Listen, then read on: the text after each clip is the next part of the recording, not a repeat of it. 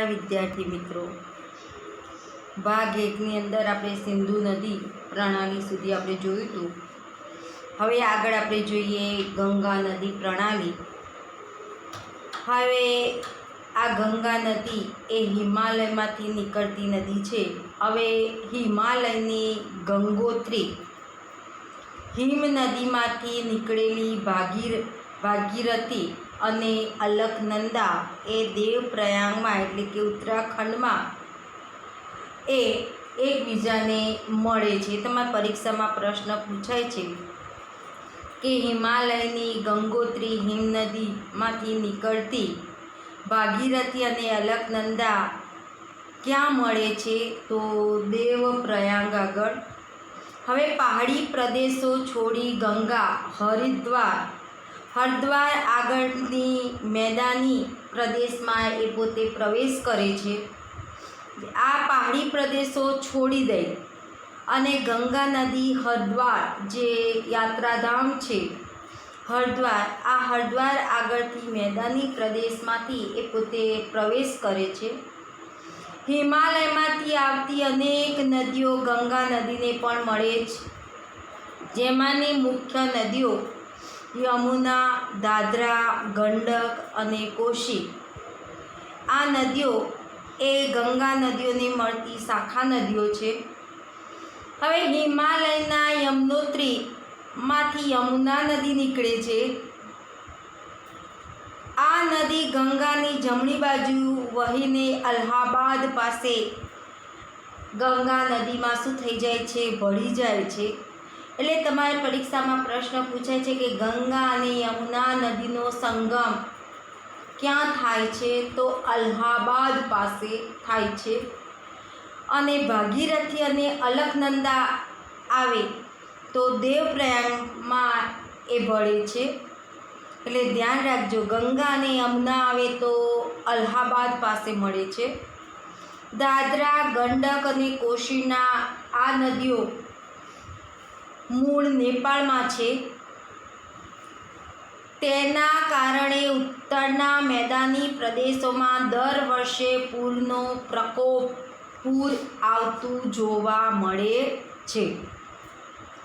કેટલાક વિસ્તારોમાં ભારે જાનમાલને પારાવાર નુકસાન પણ થાય છે, કારણ કે દર વર્ષે પૂરનો પ્રકોપ સર્જાય તો જાનમાલને પારાવાર કેટલાક વિસ્તારોને નુકસાન પણ થાય।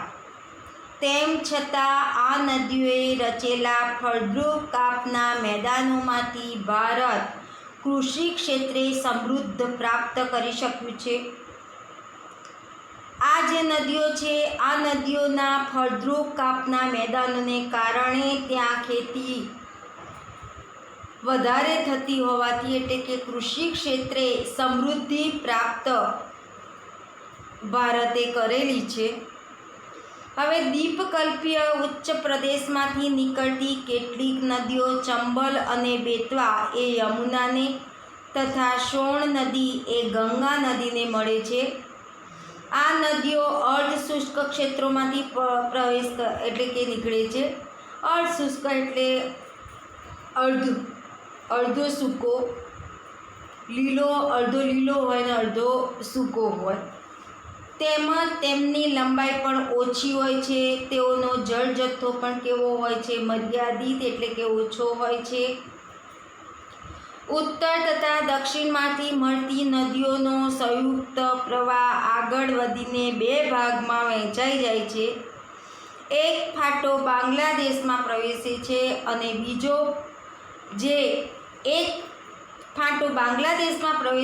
તેને પદ્માના નામે ઓળખવામાં આવે છે, જ્યારે બીજો ફાટો પશ્ચિમ બંગાળમાં નીકળે છે, ત્યાં ભાગીરથી અથવા તેને હુંગલી તરીકે ઓળખવામાં આવે છે।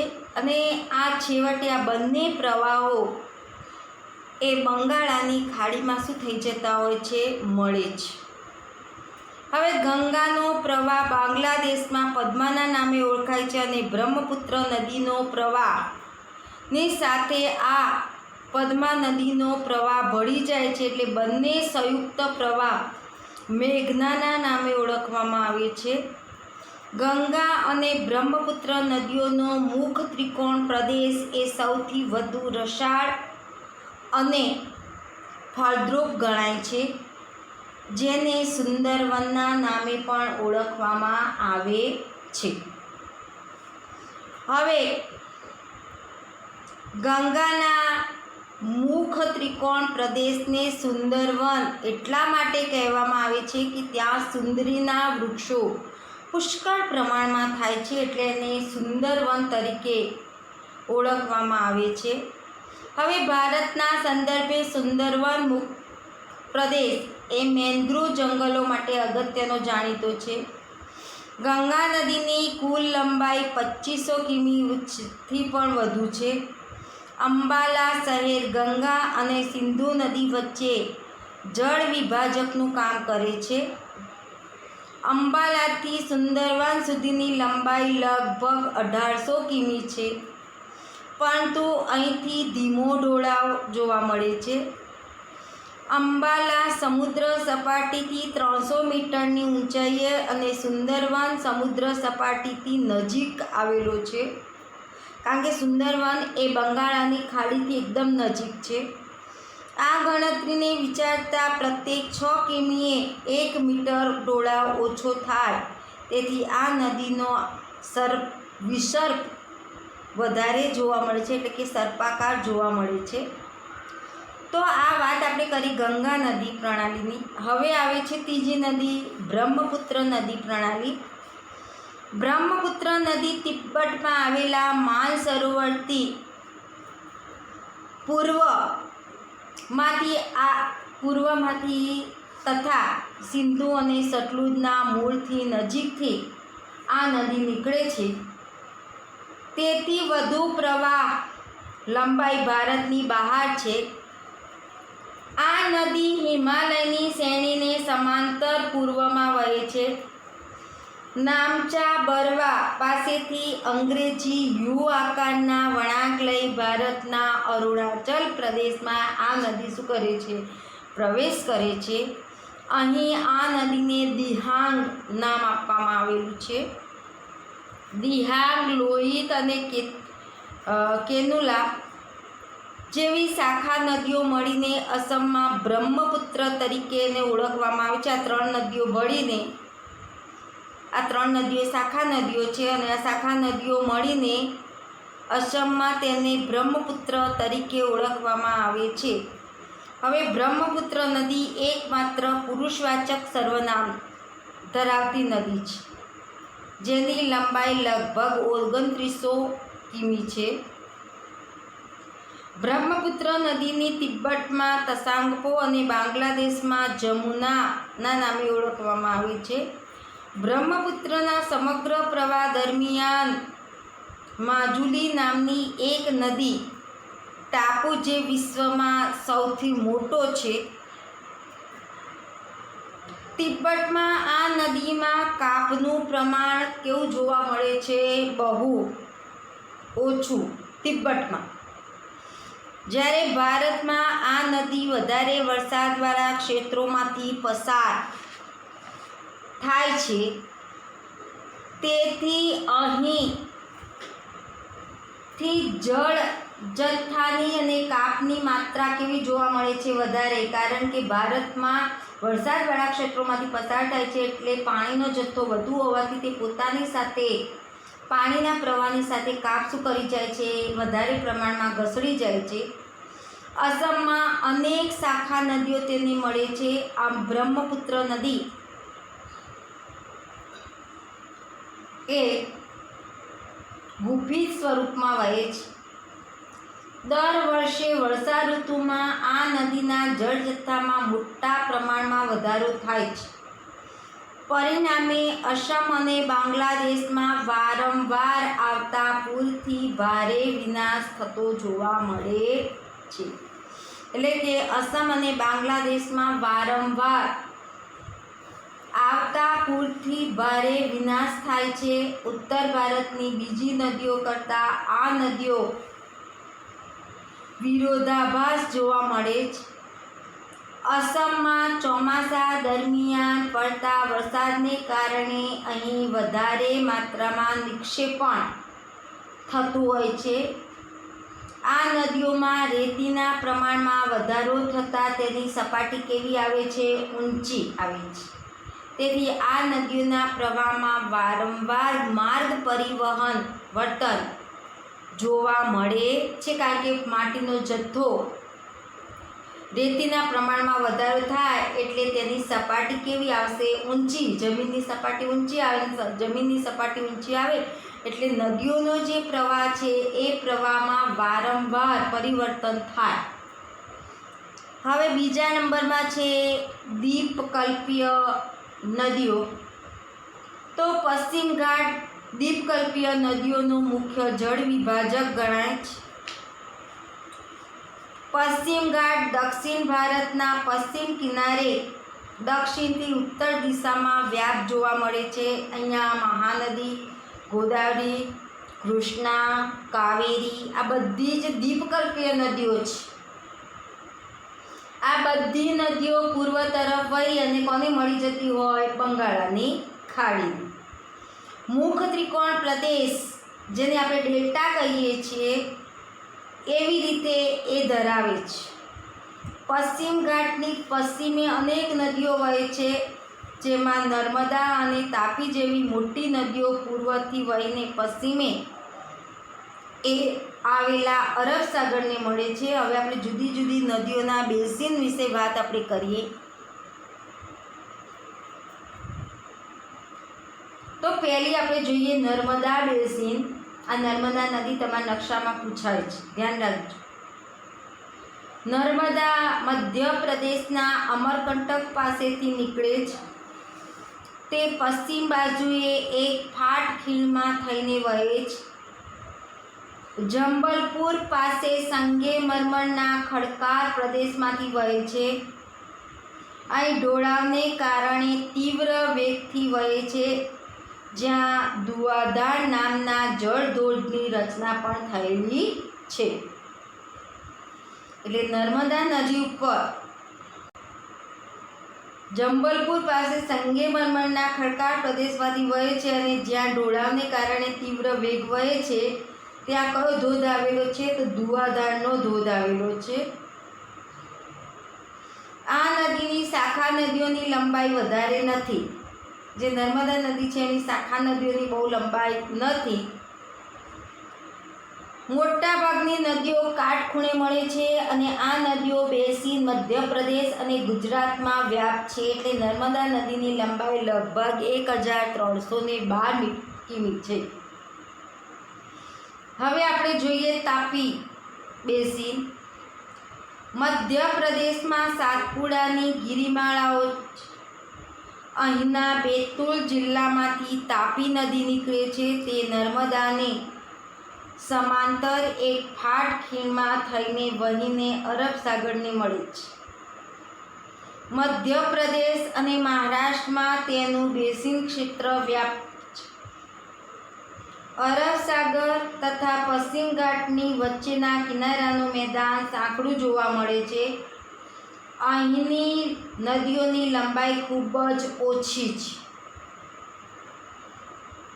પશ્ચિમ બાજુએ વહેતી મુખ્ય નદીઓની લંબાઈ ખૂબ જ ઓછી છે. પશ્ચિમ બાજુએ વહેતી મુખ્ય નદીઓમાં સાબરમતી અને મહી, જેને મહીસાગર તરીકે ઓળખીએ છીએ આપણે, એ તાપી નદીની લંબાઈ લગભગ 724 કિમી છે. હવે આપણે જોઈએ ગોદાવરી નદીની વાત કરીએ. તો ગોદાવરી બેસિન આ નદી દ્વીપકલ્પીય નદીઓમાં સૌથી મોટી નદી છે. તે મહારાષ્ટ્રના નાસિક જિલ્લાના પશ્ચિમ ઘાટના ડોળાઓમાંથી નીકળી એટલે એની લંબાઈ 1465 કિમી છે. આ નદી પૂર્વમાં વહીને બંગાળની ખાડીને મળે છે, જે દ્વીપકલ્પીય નદીઓની સૌથી બેસિન ક્ષેત્ર સૌથી મોટું છે આનું ગોદાવરી. અને આ નદી બેસિનનો 50% ભાગ મહારાષ્ટ્રમાં જોવા મળે છે. બાકીનો બેસિન ક્ષેત્ર મધ્યપ્રદેશ અને આંધ્રપ્રદેશમાં છે. હવે ગોદાવરીની અનેક શાખા નદીઓ છે, જેવી કે પૂર્ણા, વર્ધા, પાણહિત્રા, માંજરા, વેનગંગા, પેનગંગા, આ બધી એની શાખા નદીઓ. હવે ગોદાવરીનો પ્રવાહ માર્ગ લાંબો અને બેસિન ક્ષેત્ર વિસ્તૃત છે, તેથી તેને દક્ષિણની ગંગા તરીકે ઓળખવામાં આવે છે. આ પ્રશ્ન તમને પરીક્ષામાં પ્રશ્ન પૂછાય છે કે કઈ નદીને દક્ષિણની ગંગા કહેવામાં આવે છે? તો ગોદાવરી. યાદ રાખજો, આ પ્રશ્ન પૂછાયો જ છે. હવે આવે છે મહાનદી બેસિન ક્ષેત્ર. તો મહાનદીનો ઉદ્ભવ સ્થાન છત્તીસગઢના પહાડી ક્ષેત્રમાં છે. તે ઓડિશામાંથી વહીને બંગાળાની ખાડીને મળે છે. તેની લંબાઈ લગભગ 860 કિમી અને તેનું બેસિન ક્ષેત્ર છત્તીસગઢ, ઝારખંડ અને ઓડિશામાં છે. હવે આવે છે કૃષ્ણા બેસિન. તે મહારાષ્ટ્રના પશ્ચિમ ઘાટના મહાબળેશ્વર પાસેથી નીકળે છે. તે લગભગ 1400 કિમી લંબાઈએ પોતે ધરાવે છે. તેને મળતી શાખા નદીઓમાં તુંગભદ્રા, કોયના, ઘાટપ્રભા, મુન્સી અને ભીમા છે. તેનું બેસિન ક્ષેત્ર મહારાષ્ટ્ર, કર્ણાટક અને આંધ્રપ્રદેશમાં ફેલાયેલું આપણને જોવા મળે છે. હવે આવે છે કાવેરી બેસિન ક્ષેત્ર. તો કાવેરી પશ્ચિમ ઘાટની બ્રહ્મગીરી પર્વતમાળામાંથી નીકળે. તેની લંબાઈ લગભગ 760 કિમી છે. તેને મળતી શાખા નદીઓમાં અમરાવતી, ભવાની, હેમાવતી અને કાલિંદી, આ કાવેરી નદીની શાખા નદીઓ છે.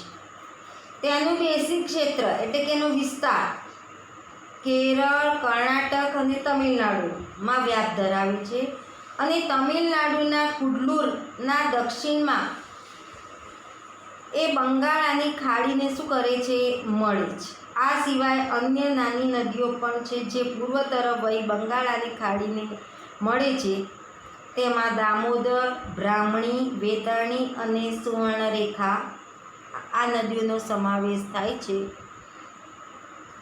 હવે આવે છે પૃથ્વી સપાટી પર આશરે 71% જલાવરણ છે. તેમાંથી 97% જળ ખારું છે, એટલે કે સમુદ્ર આવેલા છે 3 બાજુએ, એટલા માટે પાણી ખારું છે. માત્ર 3% જળ પેય જળ તરીકે ઉપલબ્ધ છે, એટલે કે 3% પાણીનો ઉપયોગ થાય છે. તેનો ચોથો ભાગ બરફના રૂપમાં જોવા મળે છે. હવે આવે છે આપણે સરોવરની વાત કરીએ તો ભારતમાં જેમ નદીઓની વાત કરીએ એમ હવે સરોવરો આવશે. સરોવરો પણ તમારે પૂછાય છે. ભારતમાં અનેક નાના મોટા સરોવર આવેલા છે. મીઠા પાણીના સરોવરો હિમાલયના પહાડી વિસ્તારોમાં જોવા મળે છે. મોટાભાગના જે સરોવર છે, આ સરોવરોમાં ચોમાસા દરમિયાન પાણી ભરાય છે. મોટાભાગના જે સરોવરો છે, આ સરોવરમાં ક્યારે પાણી જોવા મળે? ચોમાસામાં. શુષ્ક ક્ષેત્રોમાં અંતઃસ્થળીય નદીઓ વડે કાશ્મીર ક્ષેત્રમાં સરોવરની રચના હિમનદીથી થાય છે, કારણ કે ચોમાસામાં બરફ પીગળે છે ત્યારે ત્યાં કાશ્મીરમાં સરોવરની રચના થાય છે. કેટલાક સરોવરો પવન, નદીઓ અને માનવ પ્રવૃત્તિને કારણે થતી હોય છે. વિસર્પી નદીઓમાં પૂરના પ્રકોપના કારણે ગોળાની નાર જેવા સરોવરોની રચના પણ થાય છે. સર્પાકાર આકારને કારણે પણ કેટલીક નદીઓના પૂરના પ્રકોપના કારણે ગોળાની નાર જેવા સરોવર રચાય છે. સમુદ્રની ભરતીના કારણે લઘુન સરોવર રચાય છે. પરીક્ષામાં પ્રશ્ન પૂછાય છે કે સમુદ્રની ભરતીને કારણે કેવા સરોવરની રચના થાય છે? તો લઘુન સરોવરની. ચિલ્કા, કોલેરુ અને પુલિકટ આ પ્રકારના સરોવરનું ઉત્તમ ઉદાહરણ છે. રાજસ્થાનમાં આવેલું સાંભર સરોવર એ ખારા પાણીનું સરોવર છે. આ નકશાની અંદર પ્રશ્ન પૂછાય છે કે સાંભળ સરોવર ક્યાં આવ્યું, તો રાજસ્થાન બતાવવાનું. રાજસ્થાનની અંદર, ગુજરાતની ઉપર રાજસ્થાન, ત્યાં બતાવવાનું. અને આ પ્રશ્ન પણ પૂછાય છે કે રાજસ્થાનમાં કયું ખારા પાણીનું સરોવર આવેલું છે, તો સાંભર. જેમાંથી આ સાંભર સરોવરમાંથી મીઠું પકવવામાં આવે છે. હવે મીઠા પાણીના સરોવરો હિમાલય ક્ષેત્રમાં જોવા મળતા હોય છે, જે હિમ નદી દ્વારા એનું નિર્માણ થયેલું છે. જે તે સમયે હિમ નદીઓના ગર્તમાં પાણી ભરાવાથી સરોવરની રચના તો થાય જ છે, પણ હિમ નદીઓનો બરફ પીગળે છતાં અહીં સુંદર સરોવરો પણ બન્યા છે. હવે કાશ્મીરનું વુલર સરોવર એ ભૂગર્ભીય ક્રિયાઓ દ્વારા રચાયેલું છે. આ સિવાય દલ, ભીમતાલ, નૈનીતાલ, લોકતાલ અને બડાપાની આ સરોવરો આ ક્ષેત્રોમાં જોવા મળે છે. આ ક્ષેત્રોમાં એટલે કે કાશ્મીરવાળા. અને એક વુલર સરોવર કાશ્મીરની અંદર. આ પ્રશ્ન આઈવીઓ પૂછાય છે. વુલર સરોવર જે કાશ્મીરની માથું જે છે કાશ્મીર વચ્ચે વુલર સરોવર છે. સાંભર સરોવર તો રાજસ્થાનની અંદર બતાવવાનું આપણે. અને ચિલ્કા જે સરોવર છે એ ચિલ્કા સરોવર નીચે જે ઓરિસ્સા છે ત્યાં નીચેના ભાગની અંદર આવશે. હવે આવશે સરોવરની ઉપયોગિતા. સરોવરો માનવીને અનેક રીતે ઉપયોગી છે. કેટલીક નદીઓ સરોવરમાંથી પણ ઉદ્ભવે છે. જ્યાં વધુ વરસાદ પડે છે તેવા ક્ષેત્રોમાં આવેલા સરોવરોમાં વધારે પ્રમાણમાં જળ સંચિત કરી શકાય છે. અને સંચિત એટલે સિંચાઈ કરેલા જળનો ઉપયોગ સિંચાઈ અને અન્ય ઉપયોગ માટે થાય છે. સરોવરમાં સંગ્રહ કરેલા પાણીનો ઉપયોગ દુષ્કાળ સમયે એને ઉપયોગમાં લઈ શકાય છે. માનવી દ્વારા નિર્મિત નદી પણ બંધાયેલા બંધો તેને અંતર્ગત કેટલાક સરોવરોમાંથી જળ વિદ્યુત ઉત્પન્ન કરવામાં પણ ઉપયોગી છે. ઘણા સરોવરો કુદરતી સૌંદર્ય માટે પણ જાણીતા છે. પરિણામે આવા સરોવરો એ સહેલગામ એટલે કે પ્રવાસી તરીકે વિકસિત થયેલા છે. સરોવરો મત્સ્ય પ્રવૃત્તિ અને પ્રવાસન સ્થળો તરીકે ખૂબ મહત્ત્વનો ગણાય છે. એટલે આ સરોવરની ઉપયોગિતા થઈ. હવે આવે છે નદીઓનું આર્થિક મહત્ત્વ. તો માનવ ઇતિહાસમાં નદીઓનું મહત્ત્વ સૌથી વધુ છે. નદીઓનું પાણી કુદરતી સંસાધન છે. તે માનવીની ઘણી બધી પ્રવૃત્તિઓ સાથે અનિવાર્ય છે. તેને માનવીની પ્રાથમિક જરૂરિયાતો સંતોષી છે. ખેતી અને ઉદ્યોગોનો વિકાસ નદીઓના કારણે થયેલો છે. ખેતી અને ઉદ્યોગોનો વિકાસ એ નદીના કારણે થયેલો છે. કારણ કે ઉદ્યોગો અને ખેતીને પાણી ક્યાંથી મળે છે, તો નદીઓમાંથી મળે છે. પ્રાચીન સંસ્કૃતિઓ પણ નદીઓના આભારી છે. કારણ કે પ્રાચીન સંસ્કૃતિનો ઉદ્ભવ જ ક્યાં થયો છે, તો નદી કિનારે થયો છે. મોટાભાગના મોટા શહેરો નદી કિનારે વિકાસ પામ્યા, જેમ કે દિલ્હી, કોલકાતા, અમદાવાદ, ભરૂચ, સુરત. ભારત જેવા કૃષિ પ્રધાન દેશની કૃષિ સિવાય કૃષિના વિકાસ માટે નદીઓ એ પાયો ગણવામાં આવે છે. આધુનિક સમયમાં તેના જળનો ઉપયોગ પીવા માટે, સિંચાઈ માટે, જળ વિદ્યુત માટે તથા નૌકા વિહાર માટે પણ થાય છે. હવે આવે છે નદી પ્રદૂષણ. નદીના પાણીનો ઉપયોગ ઘરેલું, કૃષિ તથા ઔદ્યોગિક ઉત્પાદનની પ્રવૃત્તિમાં નદીના પાણીનો ઉપયોગ વધુ પડતો થતો હોય છે. કારણ કે નદીના પાણીનો વધુ પડતો ઉપયોગ એક તો આપણે ઘરમાં, પછી ખેતીમાં કરીએ, પછી ઉદ્યોગોમાં. પછી તમે જુઓ કે આપણે નદીઓને લોકમાતા કહીએ છીએ. પરીક્ષામાં પ્રશ્ન પૂછાતો હોય છે એ કઈ નદીઓને આપણે લોકમાતા કહીએ છીએ, એટલે કે આપણે કોને લોકમાતા તરીકે ઓળખીએ છીએ? તો નદીઓને. પ્રશ્ન વારે ઘડીએ પૂછાય છે. પછી પવિત્ર પણ નદીઓને ગણાતી હોય છે, છતાં નદીઓના ઉદ્યોગોનું મલિન જળ છોડીએ છીએ. કારણ કે તમે જુઓ, ઉદ્યોગોનું ગંદુ પાણી જે છે એ મોટાભાગે શેમાં જતું હોય છે? નદીઓમાં જતું હોય છે. અને નદીઓમાં જાય એટલે પાણી કેવું થવાનું? પ્રદૂષિત થવાનું. શહેરોની ગટરોનું પાણી શહેર પાસે આવેલી નદીઓમાં ઠલવાય છે. ઉપરાંત શહેરોમાં કચરો પણ નદીઓના પાણીમાં જ નાખવામાં આવે છે.